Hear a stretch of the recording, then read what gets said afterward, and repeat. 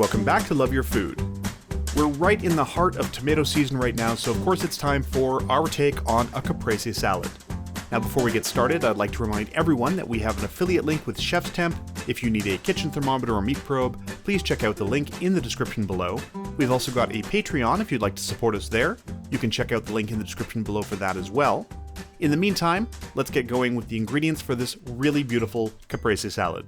We've got our fresh tomatoes, fresh from our garden, some nice fresh cheese as well, a buffalo, some really excellent olive oil, some lemon juice, some pesto, and some fresh basil, also from our garden.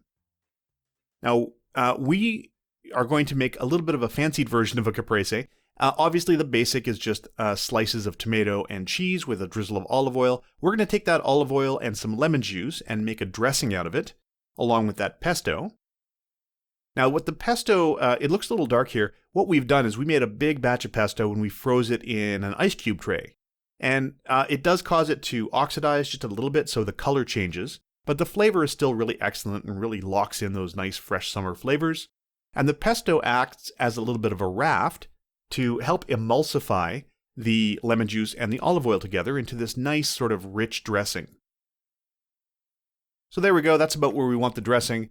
And that's beautiful and zingy. There's a lot of olive oil, a lot of lemon juice in there, so it's zippy but also quite unctuous. Now for these little cherry tomatoes, they're super ripe. They're really, really sweet. We're just going to cut those into quarters, and into the bowl they go. And again, these are all fresh from our garden. We have a few of these heirloom tomato plants. Now for these bigger ones, you can see they've split a little bit. They may have gotten a little bit overwatered at a few points. We're just going to cut off the stem bit and any of the scarring from the splits. And then we're going to cut these into roughly the same size as the cherry tomatoes. And you just want to make sure that you're getting, like I said, getting rid of any of that sort of scarring on there because it gets a little woody. And you want to keep those nice tender bits. So that goes in there with the cherry tomatoes as well. And then our fresh basil, we're just going to bundle that up into a nice little parcel. And we're just going to really finely chiffonade that. So you want as small as you can, these beautiful little strings of basil. And it really helps to have a very sharp knife on this one. And then our cheese. Now this is a very soft and quite creamy cheese. It's kind of one step up from a burrata, but it doesn't hold together super, super well. So it's going to break apart a little bit. We're going to cut it into slices. You can see there, it's already kind of sticking to itself. And then we're going to cut those slices into kind of chunks. And once that is all sliced up, we're just going to add it in with our tomatoes and give it a stir and try and mix it in all together.